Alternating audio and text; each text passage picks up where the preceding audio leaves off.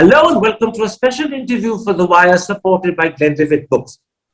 As India asks itself the question, when and if we'll be hit by a third wave, there's another problem that's worrying people growingly every single day, and it's to do with vaccinations. The government has promised that by the end of the year, every adult will be fully vaccinated, but that depends upon two critical issues. Do we have sufficient vaccines for this purpose, and can we achieve the required rate of vaccination? Those are the two key concerns I shall explore today with someone who has meticulously studied the matter. Let me assure you, he probably knows more about this subject than anyone outside government. And sometimes, as you probably soon discover, he understands this issue even better than the government. He's a professor at the School of Development Studies at the Tata Institute of Social Sciences, Professor R. Ramakumar. Professor Ramakumar, let's start with the vaccination situation today. In the affidavit the central government gave the Supreme Court in June, it claimed that 51.6 crore doses would be available by the 31st of July. But on the 31st of July, the Health Ministry released a press release which said that the actual availability on that date was not 51.6 crore, but 48.7 crore, which is a shortfall in terms of supply and availability of 5.6%. But as you know, what matters much more is actual consumption, actual jabs in people's arms. And the same Health Ministry press release said that actual consumption was not 51.6 crore, but 45.8 crore. This time it's a shortfall of 11.2%. So whether you judge the July target in terms of supply and availability, or in terms of consumption and actual jabs in people's arms, the government has failed to meet its own target. How serious a setback is this?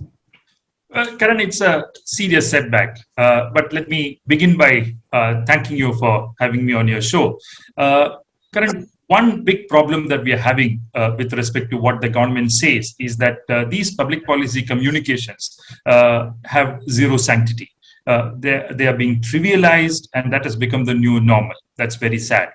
The problem is the following. The government had said that it will make 51.6 crore doses available by the end of July. However, if you look at the government's second affidavit to the Supreme Court given on June 26th, you will see that the government itself admitted that there was no way it would administer 51.6 crore doses by the end of July. By the end of June, we had administered about 33 crore doses, and the government said in July we will do another 12 crore. That would make it only 45 crore and not 51.6 crore. So the government's own affidavit had made it clear that we are not going to reach 51.6 crore doses by the end of July, number one.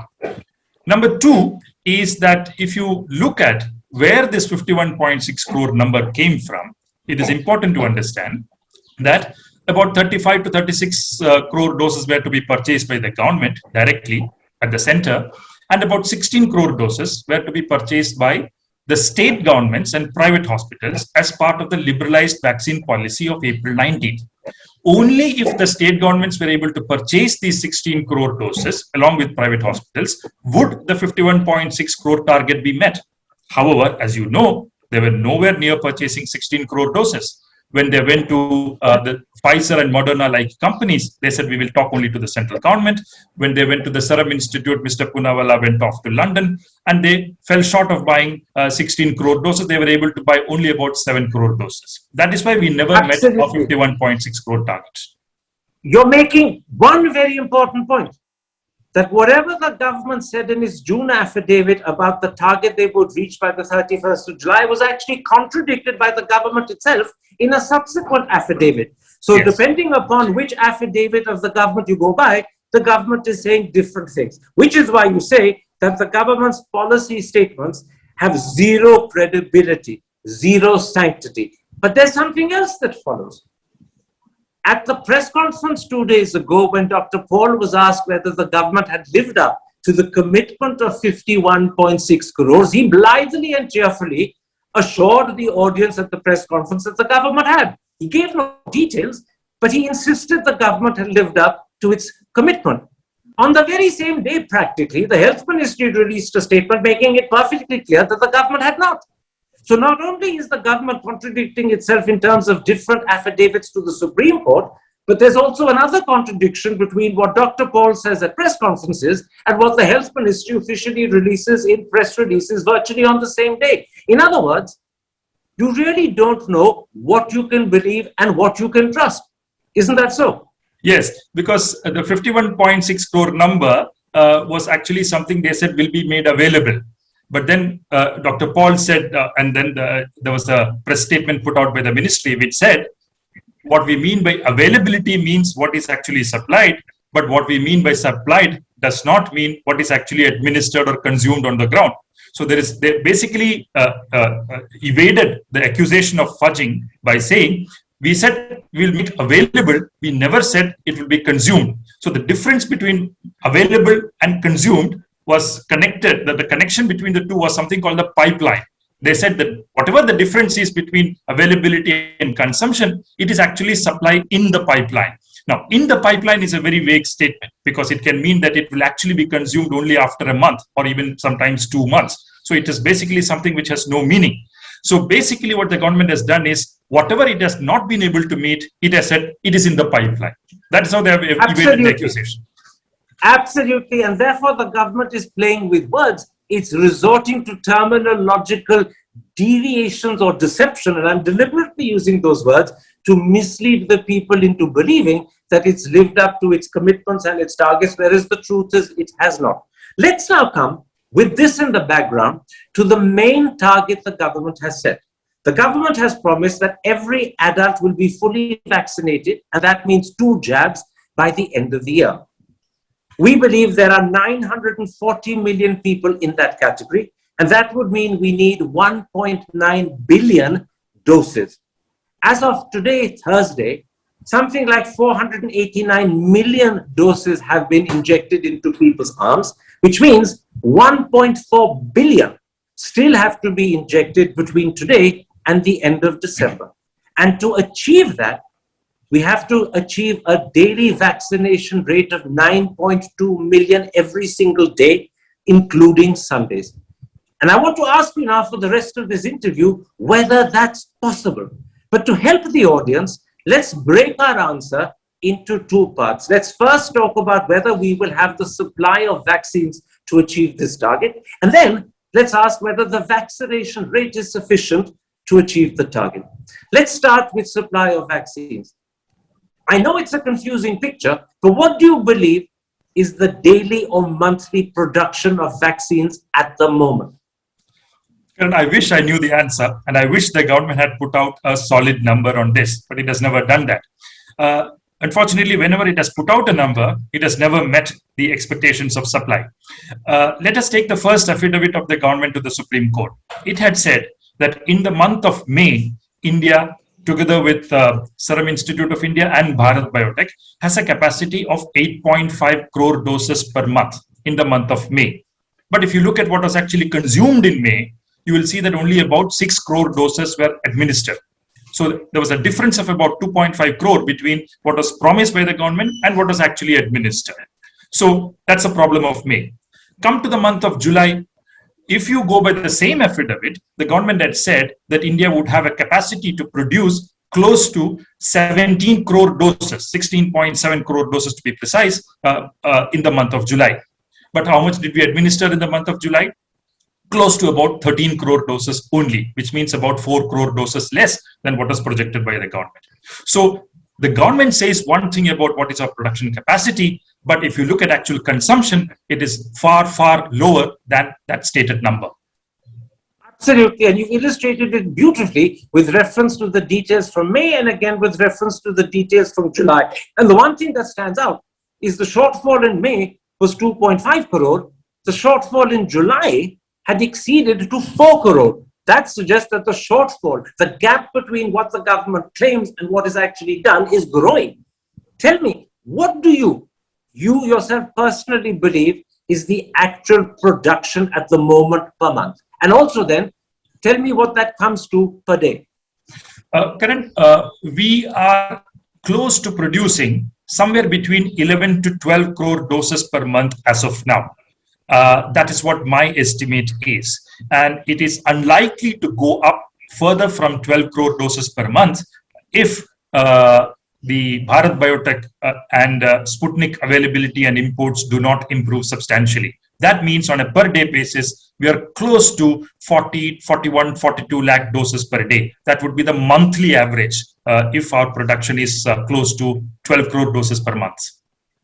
Let me just repeat that. You believe that we are producing close to 11, 12 crore doses a month, which amounts to roughly 42 lakh doses a day. Now, what do you believe the government expects will be the increase in production between August and December?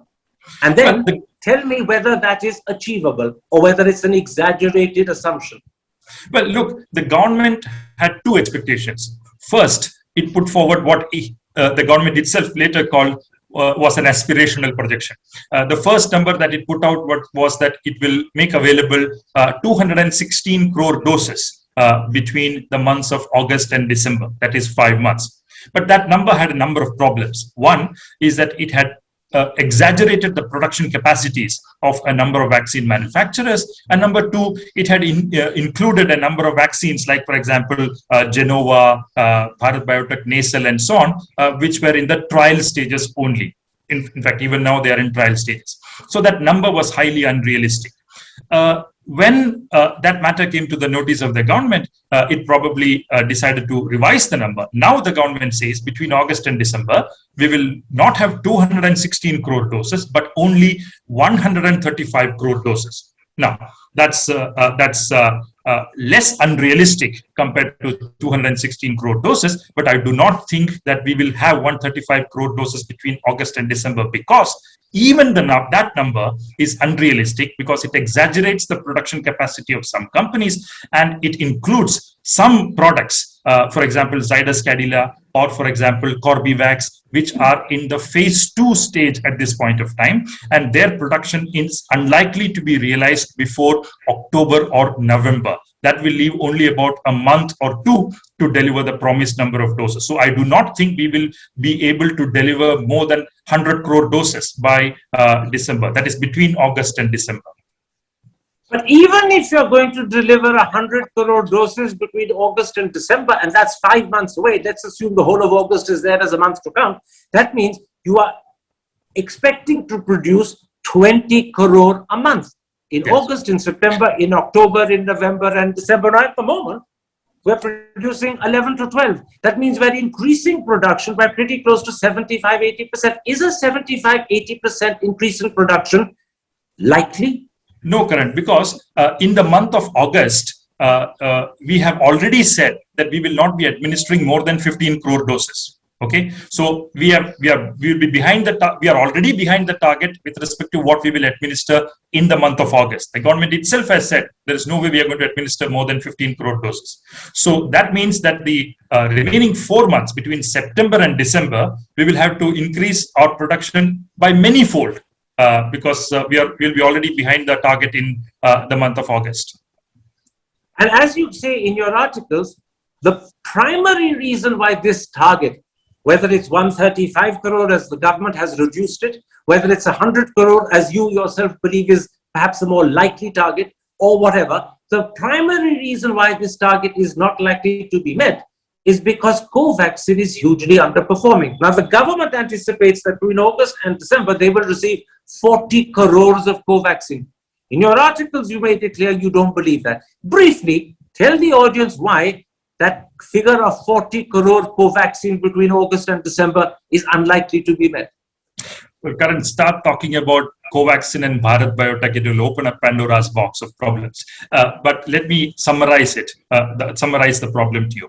First is the production, the research and development behind Covaxin was actually enormously supported by the public sector. The ICMR and the institutions concerned with CSIR collaborated with Bharat Biotech considerably to develop that vaccine. So it's a people's vaccine, to be precise.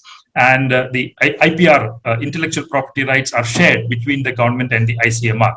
So the question arises, how much did the government of India leverage that power it had in its hand of the IPR being shared with the government to make it available to the public on a mass scale? That's where the real problem lies. The government failed to do that. The government, for a long period of time, gave a license only to Bharat Biotech to produce it.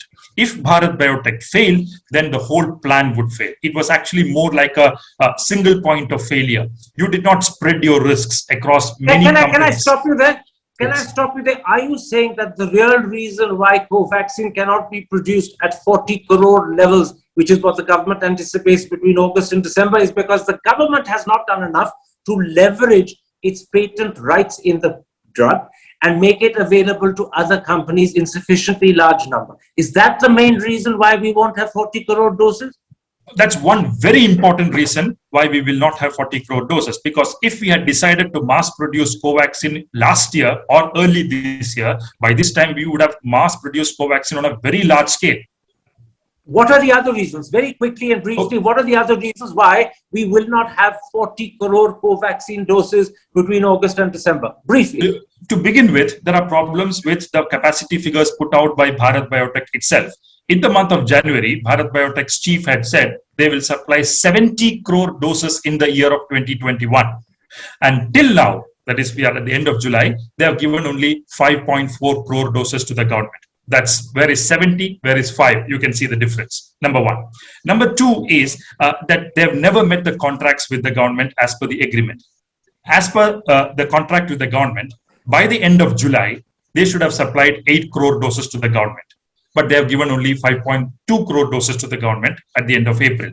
Mr. Arora, Dr. Arora gave a press conference recently where he said that was because a number of batches of production of Covaxin were actually of poor quality and they had to be withdrawn. And that's one reason why they have not met the targets. That's possible. But the fact is they did not meet the targets.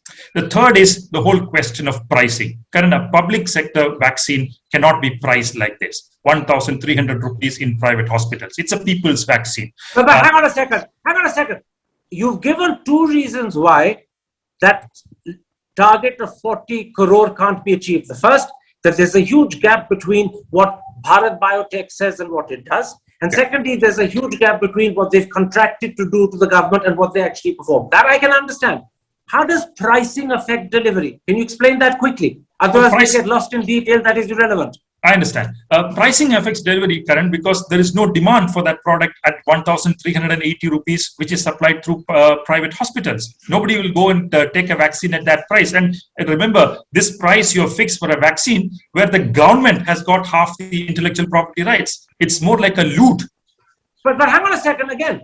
There may not be demand, but is the production of Covaxin dependent upon demand from the people, or is it dependent upon demand established by the government in its contracts? Surely the demand is established by the government and that is there. So how does pricing affect Covaxin failing to produce 40 crore? No, it does not. It does not affect how much Bharat Biotech produces. But I am only saying that its status as a public sector vaccine does not sit comfortably with its pricing. My question. Yes. My question is not about Bharat Biotech in general. It's about specifically whether the belief that there will be 40 crore more Covaxin doses between August and December is real or not. In your articles, you said it's not real. It can't be achieved. Yeah. You've given me two reasons why. Because you say there's a gap between what Bharat Biotech says and its performance. You say there's also a gap between what they sign in their contracts to the government and their performance. That I can understand. In other words, they mislead people. They claim they will deliver more than they can. Is there a third reason for doubting that 40 crore figure? Very quickly, if there is. Yes, there is. Because 3 public sector units were given the contract to produce Covaxin after the April shortage began. Now, if you look at Indian Immunological Limited, Hyderabad, it is going to manufacture about 20 lakh doses of Covaxin by September. That's a very small number to begin with, and that's not going to matter much.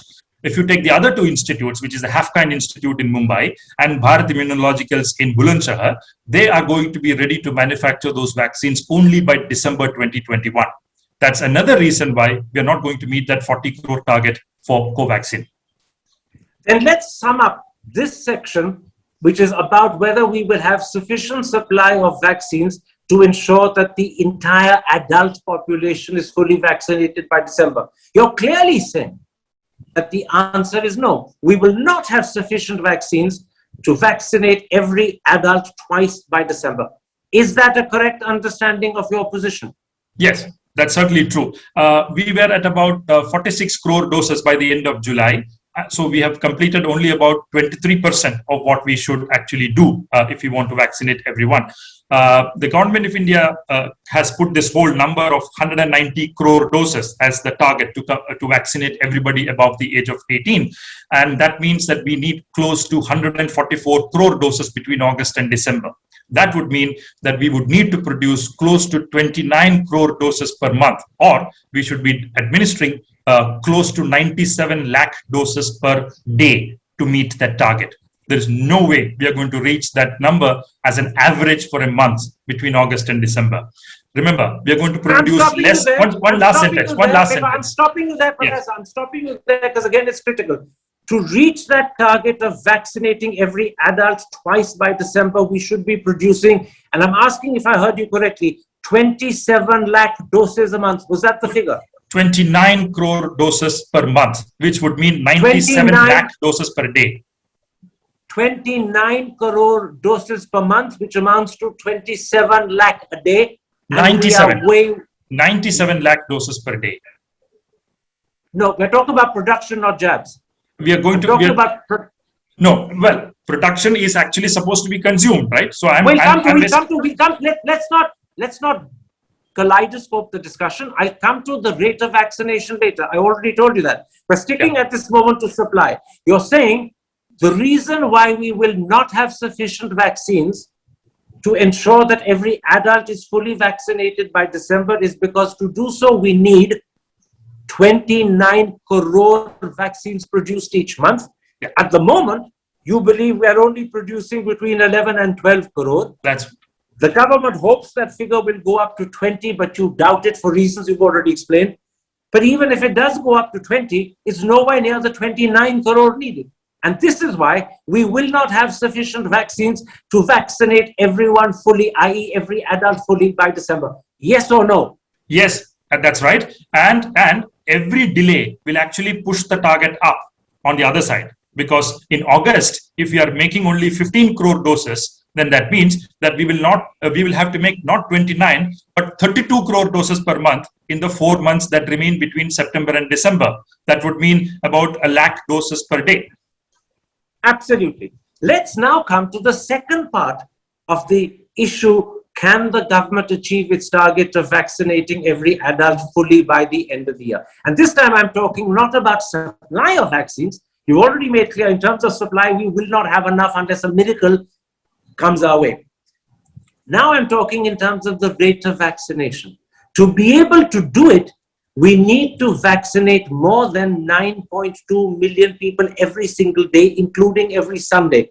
Is that possible? Very difficult. It looks very difficult to me.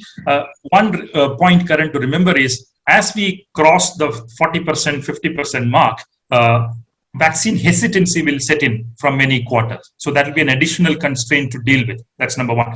But number two, though India has given very high number of jabs on certain days over the last few months, we have never been able to sustain that very high rate which we have achieved on certain days.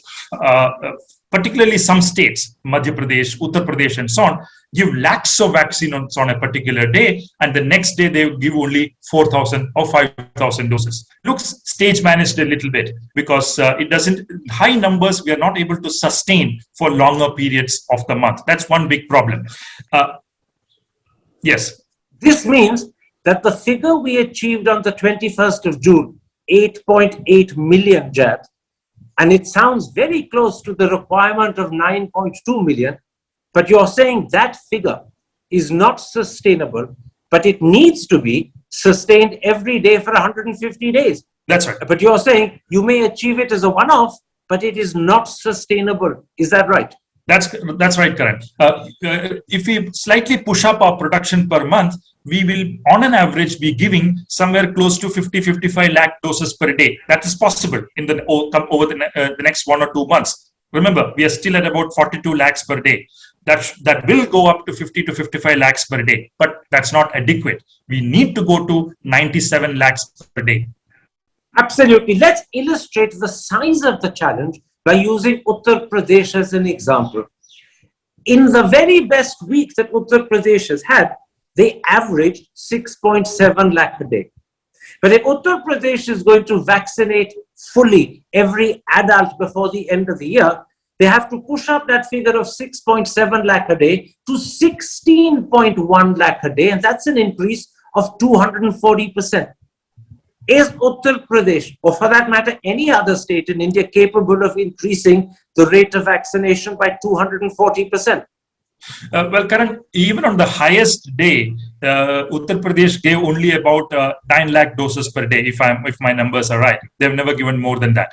And their numbers have highly fluctuated. Some day they give 3 lakh doses, some day they give 8 lakh doses, the next day they give 4 lakh doses. They're not at all consistent with with even the highest that they have provided. You spoke about 16 lakhs per day. Then they should be actually quadrupling their average, which they are recording now.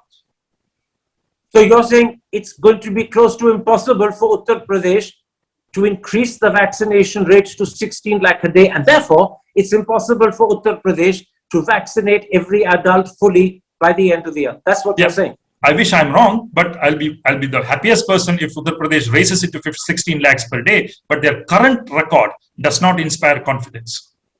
Now, for the sake of the audience, I think I should point out that on Tuesday, that's 48 hours ago, Uttar Pradesh actually did a miracle.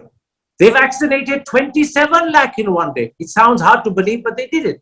But if you look at what happened on Wednesday, the very next day, it fell to 3.35 lakh.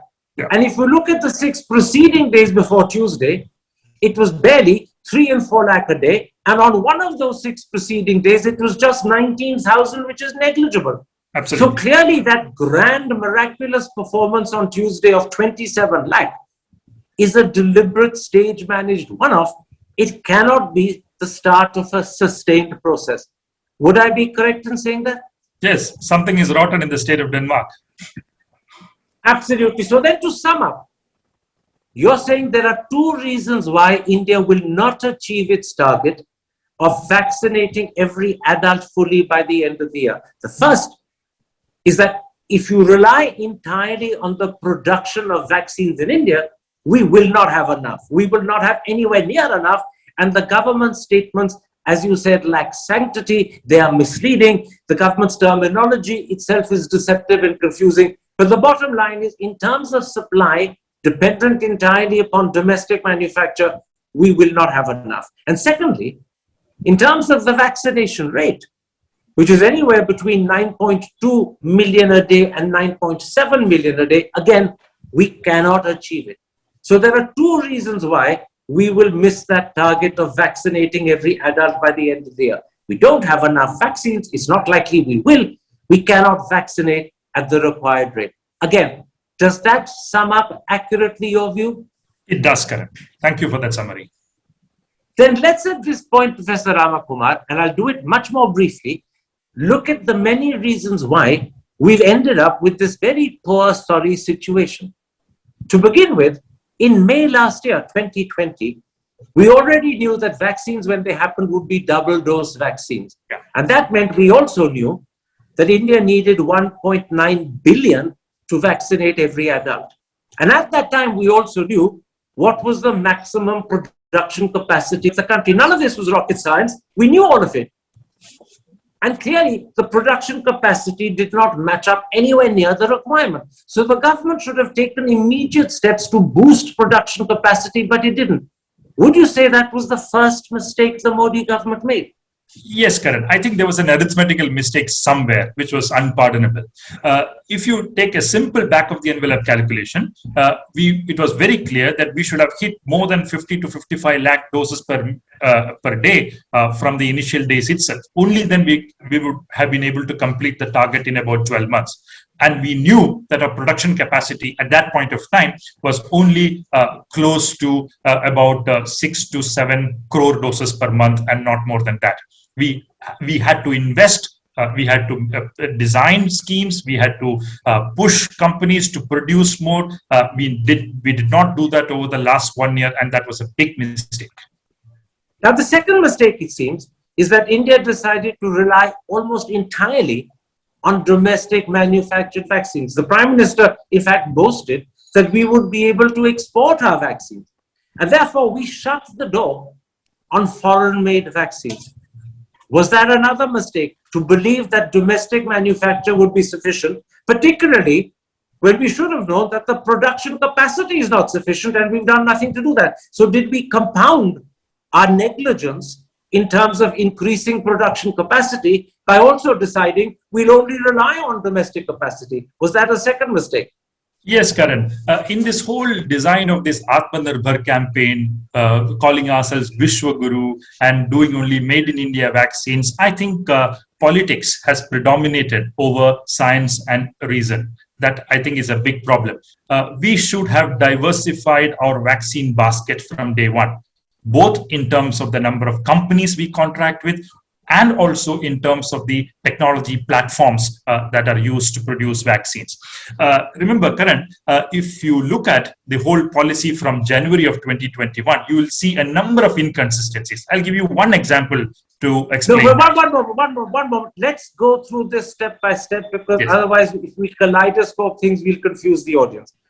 The third mistake, it seems, is that when the European Union, the United States, the United Kingdom, Canada, and Japan were all investing large sums of money at risk in vaccines that didn't even exist and might have failed, India deliberately chose not to do so.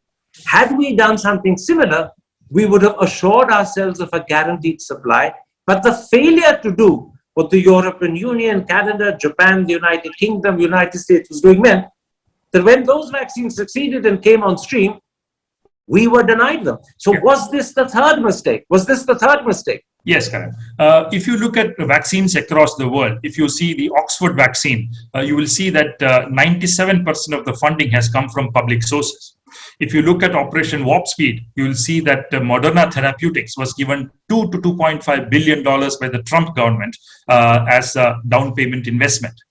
If you look at BioNTech, which is an associate of Pfizer, they got about 400 million euros as a grant from the European Union and the German government, as well as $100 million debt financing. So all these countries gave enormous amounts of money to vaccine companies as down payment at-risk investments. India did not do it. India placed its first order with Bharat Biotech and Serum Institute only in January 2021.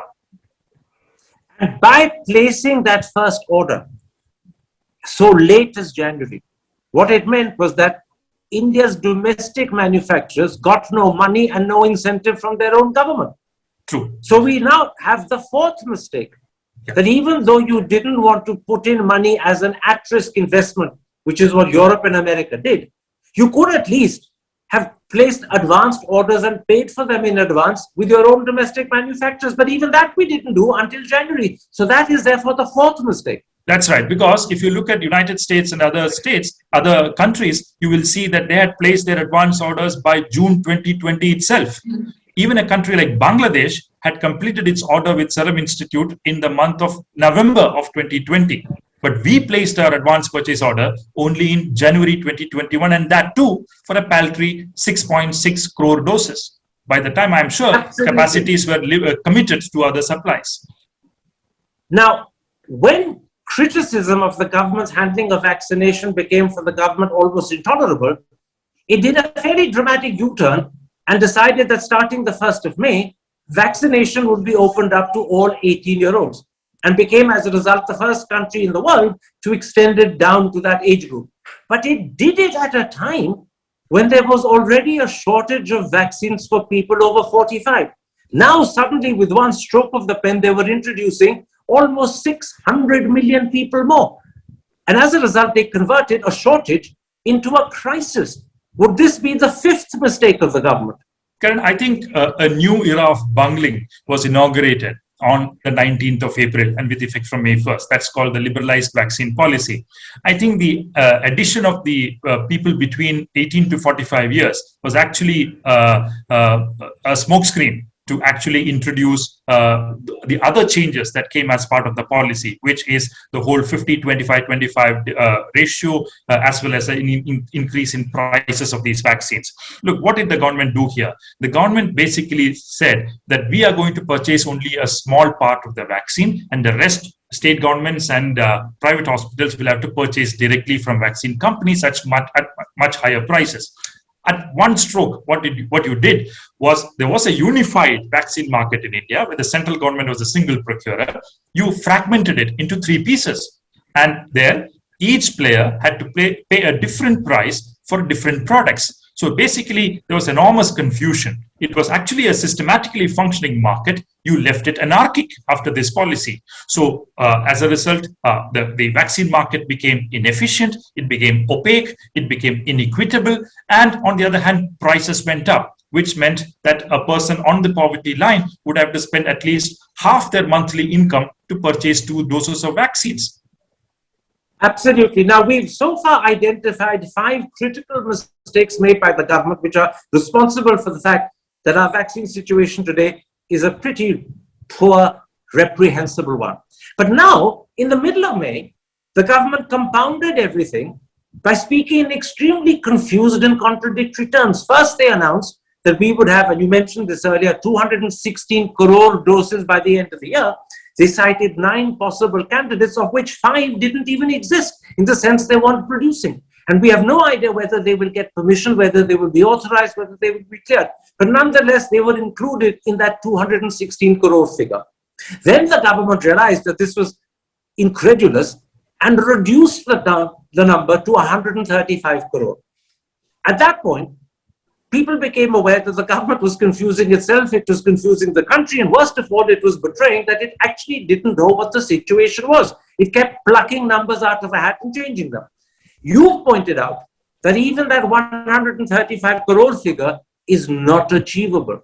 Mm-hmm. So then, when this whole confusion happened between 216 crore and 135 crore, do you believe the government shattered the belief in the people that the government knows what it's doing? Suddenly the people who are convinced this government hasn't got the hang of it. There's enormous levels of confusion among the people as to what the vaccine availability is. People are very angry on the ground. As you can see, to summarize our discussion till now, the government made many mistakes over the last 1 year, which included lack of diversification of the vaccine basket, lack of investments in vaccine companies, their inability to place advance purchase orders, simply getting basic arithmetic wrong, and so on. And then to complicate the matter, they brought out the liberalized vaccine policy, which rendered the vaccine market inefficient, opaque, and inequitable. Now, we're coming to the end of this interview, but I want to put 2 more issues to you because they might be 2 further mistakes that the government is making. Almost 2 months ago, Dr. Paul announced at one of his press conferences that Pfizer was willing to give India 50 million doses over a period of 3 or 4 months. Roughly around the same time, newspapers reported that Moderna, through Cipla, was willing to make a further 40 or 50 million doses available to India. Both companies, Pfizer and Moderna, wanted legal immunity. The government said it was considering the matter. 2 months have gone by. The government hasn't made up its mind that legal immunity is still under consideration. And as a result, the vaccines haven't come. Clearly, the government is dragging its feet. This is an issue that doesn't need 2 months to decide. Is this, therefore, yet another mistake? We need those vaccines. Pakistan and Bangladesh on either side of us have got these through COVAX. India can't settle the immunity issue, and as a result of which possibly 100 million combined between Pfizer and Moderna aren't coming. So is this yet another mistake? Yes, Karan, there's enormous good work on this by journalists like B. Sridhar of the Frontline and lawyers like Murali Neelakandan. They have written enormously on this. But the point is this. Vaccine companies which came from outside India had 3 sets of demands with the Indian government. The first demand was that they wanted to waive the mandatory bridging trials for these vaccine companies or their products. The second was they wanted to waive the mandatory testing of all samples at the Kasauli research laboratory of us. And third was indemnity. Indian government has already met the first 2, and indemnity is the only issue that remains. Now, if you take indemnity, here is a trick. which is that this is a product which Pfizer or Moderna is bringing from outside, where the government of India have had no stake in investing or producing them. So they are a private company. They are bringing a product to you, and they're saying, we will sell it to you only if you give us indemnity. You don't have a choice, because if you don't buy it, there are adequate buyers across the world who would actually grab it in a day or two. So in a situation where there were very few sellers and large number of buyers, this whole argument of bargaining with them simply won't work, because they will simply go to another buyer who will immediately buy it up. India. So can I stop you? Are you therefore agreeing that by dragging its feet over the indemnity issue for 2 months, the government has made yet another mistake? Yes, if you want those vaccines, then you better give indemnity, because they're not going to sell it to you, and you need vaccines. And now you can say that they are going to give us only a very small number of vaccines, and hence it's not worth it, and so on. That's a different matter. But if you want those vaccines, I don't think they're going to give you without indemnity. Number one. Number two is that, one second, it is very important, because India historically has had a very poor legal system to deal with these problems of indemnity. We know that from the Bhopal tragedy of 1984 downwards. So our legal system is not prepared to meet the complications of this kind of an issue, number one. Number two is our economic or financial policies are not such that we still have not developed a system where, if there are issues of problems with the vaccine usage on the health of people, are there enough no-fault insurance coverages available? We simply don't have such a once system. Again, let's not get lost in detail. The main point is, if you need the vaccines, give the immunity. And by the way, the number that was being talked about is not necessarily small. Dr. Paul himself confirmed at his press conferences that Pfizer was offering up to 50 million to be given over a 2, 3, 4 month period. Newspaper reports said that Moderna through Cipla was willing to make 40 to 50 million. That's a total of almost 100 million. That's not a small amount. Yes. And bear in mind, every single country in the world that has bought Moderna and Pfizer has willingly given immunity. Yeah. Pakistan and Bangladesh, which are receiving it through COVAX, not directly from the companies, have also given immunity. So India's refusal or reluctance, or the dragging of India's feet over this issue, is inexplicable. And when you need it, and when you know that you can't have enough produced at home, and therefore you'll miss your target of vaccinating everyone, then it's almost irresponsible not to take it. It's available, you need it, and you're not taking it for reasons that are inexplicable. Yes, it's simple. Right? It's matter is simple. If you want those vaccines, you should give indemnity. There's no other way. Absolutely. And therefore, my last question, at the moment, 25% of the domestic production of vaccines is a quota reserved for private hospitals. But it seems that they're only using roughly 7% of that 25%. Several state governments have said to the central government, reduce the quota for private hospitals, increase the quantity that you buy directly and which you in turn make available to the states. And if the government were to do that, I presume it would speed up vaccination, because supply would go up, and we would certainly be capable of increasing the vaccination rate to accommodate the increase in supply. But again, at his press conference day before yesterday, Dr. Paul categorically said the government is not considering changing the quota of private hospitals. Is this yet another mistake being made by the government? Karan, it's not just a mistake. It's actually perverse policy, in my view. There are two issues at the outset. One is reserving 25% of the vaccines at high prices is actually essentially a reservation of vaccines for the rich people of India. And the Supreme Court has said that our vaccine policy should be just, equitable, and non-discriminatory. And it violates all three. It is unjust, it is inequitable, and it is discriminatory. Number one. Number two, this policy is actually slowing down the overall vaccination rates in India significantly. If you look at the government's own statement on the 14th July, you will see that it is complaining that the private hospitals are not placing intents. They are placing intents far lower than what they are allocated. When they are placing intents, they are not paying money. When they are paying money, they are not lifting the vaccines. And when they are lifting the vaccines, they are not administering the whole number. So there are a lot of problems there to begin with itself. Minister Piyush Goyal himself later in a meeting with industrialists complained to them that it was you, the industrialists, who said that we want vaccines in the private sector. We have made available 25%, but now you are not buying it. he was complaining. That's primarily because the government succumbed to an irrational, unjust demand from the private sector. They fell into their own hole. Kiran Majumdar Shaw, I saw, was saying in an interview that the private sector has satiated its demand. So why is the government keeping that 25% alive? That policy is completely perverse in its outcomes. It is unjust, it is inequitable, and it is discriminatory, and it has to go. Thank you very much indeed, Professor Ramakumar. I particularly want to thank you for giving us the details to substantiate the point you made, which I think is of fundamental importance to every Indian, that we cannot achieve the government's own target of vaccinating fully every adult between now and the end of the year, and we can't do it for two reasons. Domestic production of vaccines will simply not give us sufficient supply. There's no doubt about it, no matter what the government may claim. And secondly, even if by some miracle we were to get the supply, we cannot ramp up the vaccination rate to the level that's required to achieve that target. And thank you also for, in the second half, explaining in detail the number of mistakes the government has made and the fact that those mistakes continue to be made, both in terms of the attitude to Pfizer and Moderna, and now most recently in terms of the reluctance or resistance to change the quota for private hospitals and how that is setting back vaccination of the country. I think this is a very important interview. I thank you for having made time available to me, and I thank you also for the effort you put into it to give us the statistics to corroborate your point. Take care, stay safe. Thank you, Karan. It was lovely talking to you.